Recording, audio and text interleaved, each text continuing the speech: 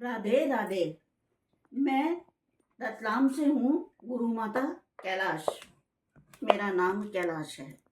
मैं कुछ आपको बताना चाहती हूँ जो कि ज़िंदगी की बहुत मुख्य बातें हैं, क्योंकि ये बात जो मैं बताने जा रही हूँ ये इसी कलयुग में ही इसी कलयुग में ही मनुष्य कर सकता, बाकी युग में ये नहीं मनुष्य ही कर सकता है। मनुष्य होनी मतलब आकर ही ये बात हो सकती है, और किसी उसमें नहीं। अब मैं बताती हूँ तो आप लोग सुने। भगवान कैसे मिलेंगे, भगवान को पाने के लिए हमें क्या करना है। भगवान ऐसे मिलते हैं, माँ बाप की सेवा सबसे बड़ी भक्ति। दूसरा, सत्य बोलना, सच बोलना। अगर हम झूठ बोलते हैं तो भगवान हमसे दूर चले जाते हैं।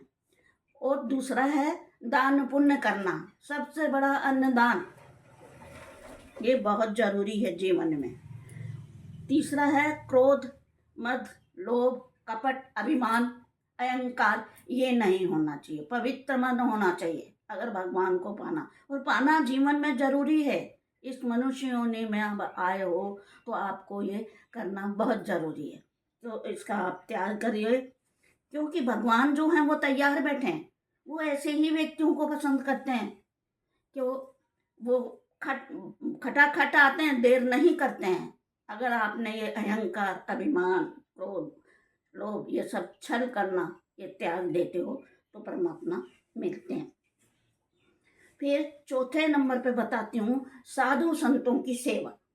साधु संतों से कभी वो नहीं करना चाहिए। और जब भिखारी कोई आता है दरबार पे तो भिखारी को खाली हाथ नहीं लौटाना चाहिए।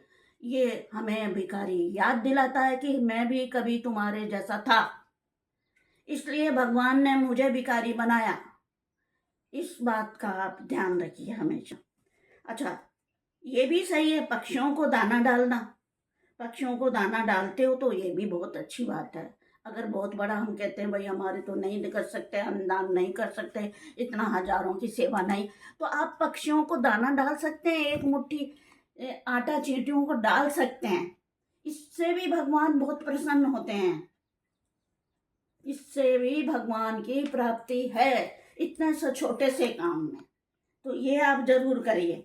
अगर ऊपर लिखी बातें जो मैं बता चुकी हूँ, अगर आप इसका पालन करते हैं तो आपको जरूर भगवान की प्राप्ति, भगवान स्वयं चलकर आएंगे आपके यहाँ, स्वयं आएंगे। वो देर नहीं करते, वो ऐसे इंसानों को ही पसंद करते हैं और मिलते हैं। जय श्री कृष्ण, जय श्री कृष्ण।